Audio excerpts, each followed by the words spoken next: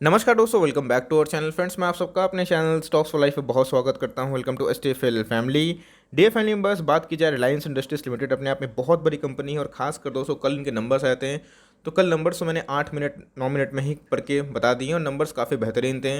इसी बीच में अब ये क्वेश्चन आता है कि स्ट्रीट एस्टिमेट बीट हुआ है फिर नहीं हुआ है, और खासकर दोस्तों रिलायंस मंडे को कैसा करेगा। दोस्तों मैं बता देना चाहता हूँ कि बहुत सारे कमेंट्स मैंने देखे कमेंट सेक्शन में, बहुत ही लॉजिकल क्वेश्चन था कि इस रिलायंस का जो मेन बिजनेस आप हमेशा बोलते हैं जियो, तो उसके जो आरपीयू है, एवरेज रेवेन्यू पर यूज़र, वो हमें डिक्लाइन होते हुए देखने को मिल रहे हैं। तो लॉन्ग टर्म में इसका क्या इम्पैक्ट रहेगा, क्या सही में रिलायंस के जो नंबर्स है मैनिपुलेटेड हैं, क्या सही में रिलायंस के जो नंबर्स को टेम्पर्ड किया गया है। तो बहुत सारे मैंने देखे कमेंट बॉक्स में, चलिए गाइस उसका जवाब देने की कोशिश करेंगे।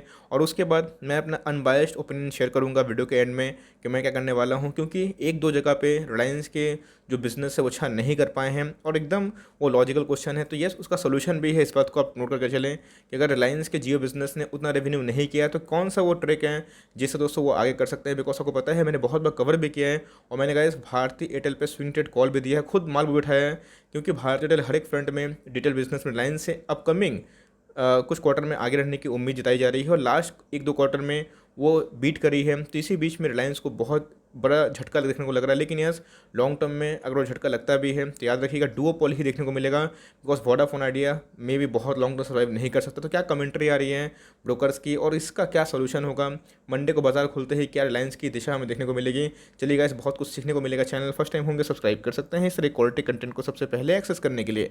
Now without delaying for time, let's begin. आप देख सकते हैं कि अगर एक लाइन में जिनको नंबर्स पढ़ने की हैबिट है तो इधर पे क्लियर कट रिलायंस के जो पैट हैं वो 1 to 9% ईयर ऑन ईयर जम देखने को मिले। दोस्तों बेस लाइन की बात की जाए तो बहुत ऐसे लोग बोल रहे थे कि बेस लो की बात की जाए तो डबल होने के चांसेस है, लेकिन इधर पे अच्छे खासे नंबर्स हमें देखने को मिले। 129% जो अपने आप में ही बहुत ज़्यादा होते हैं, लेकिन दोस्तों इसमें कैच भी था क्योंकि रिलायंस ने कुछ एडजस्टमेंट किए थे, कुछ एक्सेप्शनल लॉस बताए थे जो कि क्रूड ऑयल के प्राइस के गिरावट की वजह से हुए थे लास्ट क्वार्टर मार्च में। तो उसी के जो एडिशन के बदौलत दोस्तों ये हमें देखने को मिल रहा है। लेकिन आप देख सकते हैं कि जो एनालिस्ट का मानना था वो बीट होता हुआ देखने को मिल रहा है और अच्छा खासा 7 रुपये का डिविडेंड हमें देखने को मिल रहा है। तो अगर आप देखें तो नंबर्स दोस्तों बहुत फ्रंट में ख़राब नहीं है और अपने आप में ही जो एनालिस्ट का मानना है वो बीट होता हुआ देखने को मिल रहा है। लेकिन जैसे मैंने बताया कि जियो, इसके पहले जितने भी बड़े नंबर्स मैंने रिलायंस के पढ़े हैं देखे हैं तो उस पर एनालिस्ट लोग जियो को बहुत फोकस कर रहे थे, लेकिन अभी मैं देख रहा हूँ जियो के बारे में कोई डिस्कस नहीं कर रहा है। लेकिन यस, उधर पर दोस्तों एक डेंट लगा है, लेकिन याद रखिएगा लॉन्ग टर्म तक शायद मुझे लगता नहीं कि वो डेंट हमेशा रहेगा।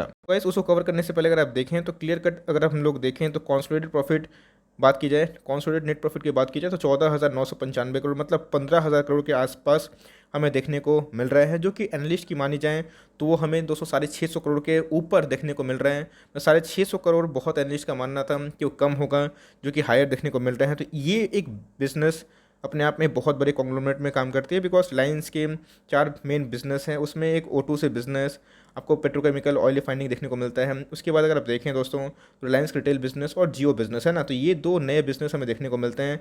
तो इसी के बलबूते दोस्तों रिलायंस का इंजन आगे चल रहा है। लेकिन आप देखें कि भाई कोई भी बड़े लोग हैं जो मार्केट को समझते हैं, जानते हैं, आप उनकी नज़रों से बच नहीं सकते, इस बात को आप नोट करके चलें। तो जो मार्केट के जानकार हैं वो ठीक नंबर्स पढ़ना जानते हैं।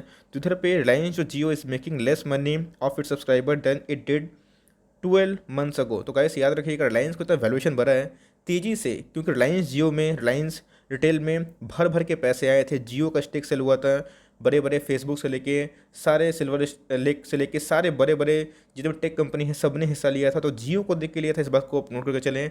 ऑल्दो ये बात तो है कि O2 से डिमर्जर की हमें न्यूज़ देखने को मिल रही है, तो बहुत जल्दी सऊदी अरब को क्या करेगा, उस स्टेक को खरीद लेगा जो डील हुआ है 20% $15 बिलियन को लेके। तो वो हमें बाद में तो ये देखने को मिलेगी, लेकिन जियो के ऊपर सबका फोकस रहता है। तो बात की जाए 12 महीने में हमें ये नंबर्स काफ़ी कम देखने को मिल रहे हैं। तो इसके पीछे की वजह क्या है? तो गाइस इसके पीछे की वजह है भारती एयरटेल। जिस हिसाब से भारती एयरटेल ने काउंटर दिया है, एकदम दोस्तों मैं बोलूँगा बाजीगर कंटेंडर है, और जिस हिसाब से उन्होंने नए सब्सक्राइबर ऐड किए हैं और वैल्यूबल सब्सक्राइबर अपने आप में बहुत अच्छा है, इसलिए गाइस मैंने उसमें स्विंग ट्रेड कॉल लिया है, आपको बताया भी है। लेकिन याद रखिएगा तो इसका सोल्यूशन क्या है अगर भारती एयरटेल आगे बढ़ता है तो रिलायंस के आरपीयू, एवरेज रेवेन्यू पर यूज़र, जी हाँ दोस्तों, अगर आपको पता है कि एक अगर आप सिम यूज़ करते हैं, अगर आप एक भुगता है, मतलब इनके जो सिम अगर आप यूज़ करते हैं तो उधर से आप एक रेवेन्यू कमा के देते हैं ऑन एन एवरेज रिलायंस को, अगर आप जियो सिम यूज़ करते हैं तो इधर पे अगर देखें तो analyst have warn that if the average revenue per user does not improve Jio may go for a tariff high. तो इनका दूसरा ऑप्शन क्या है कि अगर वो एवरेज रेवेन्यू पर यूजर नहीं बढ़ता है,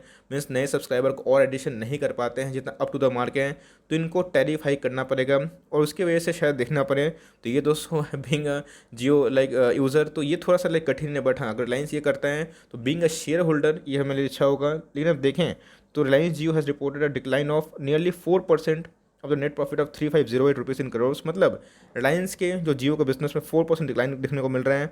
और इधर पे अगर आप देखें मार्च क्वार्टर में 15 मिलियन न्यू सब्सक्राइबर देखने को मिल रहा है, जो डिसअपॉइंटिंग दिसंबर क्वार्टर रहा था। और इसीलिए गाइस जिनके फंडामेंटल सुधरते हैं, जिनके बिजनेस सही होते हैं, उसमें तेजी आती है। तो भारतीय एयरटेल पे बड़े बड़े ब्रोकर्स का टारगेट है 700 के ऊपर। तो मैं भी यहाँ पे भारतीय एयरटेल के बारे में डिस्कस नहीं कर रहा हूँ, लेकिन ये दोस्तों मेरे पोर्टफोलियो में भी हैं, चाहे वो भारतीय एयरटेल की बात की जाए या फिर रिलायंस की।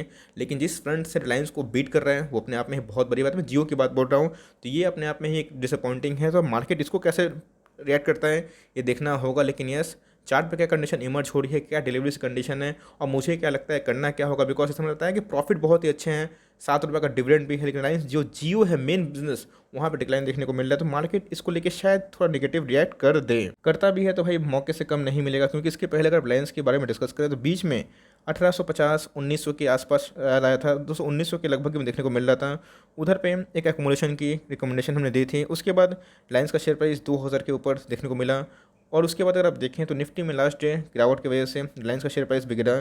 तो अगर मार्केट इसको नेगेटिव लेता है रिलायंस के शेयर प्राइस को, तो इधर पे जो मीडियन है सपोर्ट 1950 देखने को मिल सकता है। बट मेरे हिसाब से ये एक सपोर्ट खा के बाउंस बैक करने की कंडीशन में भी आ जाए, बिकॉज 2000 का लेवल टूटना अपने आप में ही बहुत इंपॉर्टेंट है। और कल मैं बोल रहा हूँ मंडे को अगर मार्केट खुला और 3 घंटा 4 घंटा सर्वाइव कर गया 2000 के ऊपर, तो शायद दोस्तों एक नया ब्रेकआउट दे दे 2200 के लेवल पे। लेकिन उसके पहले अगर वो सर्वाइव नहीं कर पाता है, जो ट्रेडिंग का साइकोलॉजी होता है 2-3 घंटा पहले, तो मे भी शायद गिरावट हो, तो ये मीडियन पे एक घर बनाए और उसके बाद डिलीवरीज की कंडीशन के मद्देनजर रखते हुए हमें इन फ्यूचर ये देखने को मिले। बिकॉज रिलायंस अगर आप देखें तो पिछले 4-5 महीना से एक रेंज बाउंड देखने को मिल रहा है और कॉन्सेंट्रेशन दोस्तों स्टॉक के लिए बहुत ही अच्छा होता है। लेट्स सी कि मार्केट की मूवमेंट कैसी होती है। लेकिन उससे पहले अगर लास्ट ट्रेडिंग डे की बात की जाए तो 42% की ताबड़तोड़ डिलीवरीज हमें डीमेट में लेते हुए देखने को मिल रही है।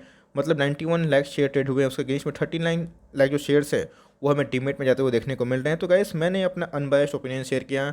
नंबर्स नो डाउट काफ़ी अच्छे दिखाई पड़ रहे हैं और मैं दोस्तों काफ़ी पर्सनली खुश हूँ कि नंबर्स अच्छे हैं। लेकिन येस, मार्केट कैसे रिएक्ट करता है वो मार्केट के ऊपर छोड़ दीजिए। मार्केट अगर नेगेटिव रिएक्ट करेगा तो भाई यही स्टॉक आपको 1950, 1900 फिर में भी 1850 देखने को मिल जाए, बहुत ही अच्छा मोमेंट रहेगा। जैसे मैं बताया कि मार्केट बहुत सेंसिटिव होता है और मार्केट वो चीज़ देखता है जो हम देख नहीं पाते। तो मार्केट को प्रॉफिट से ज़्यादा डिफरेंस से ज़्यादा रिलायंस के जियो के नंबर शायद डिसअपॉइंटिंग दिखाई दे तो रिएक्ट करते हैं। लेकिन अगर मार्केट पॉजिटिव पकड़ता है तो गैस रिलायंस 2250 जाने की क्षमता रखता है। तो एकदम लिए हुए हैं तो आराम से इसको 2250 के लिए आराम से होल्ड करें। मतलब मैं शॉर्ट टर्म वाले के लिए बोल रहा हूँ, लेकिन लॉन्ग टर्म वाले इसको होल्ड एंड कंटिन्यू करें। और कभी मान के चलिए प्राइस उल्टा हो गया, रिएक्शन हो गया, चूँकि डिलीवरी से बहुत ही हाई है तो संभावना कम ही है, इनकम हो गया तो फिर से गए स्विंग ट्रेडिंग के लिए कॉल ले सकते हैं 1900 से लेकर 1950। मुझे पक्का यकीन है कि आने वाले 1-2 महीना में निफ्टी थोड़ा सा विस्टर होता है, ये 2200 की जर्नी जरूर कर सकता है। बिकॉज नंबर ओवरऑल अगर बात करूँ तो ठीक ठाक है।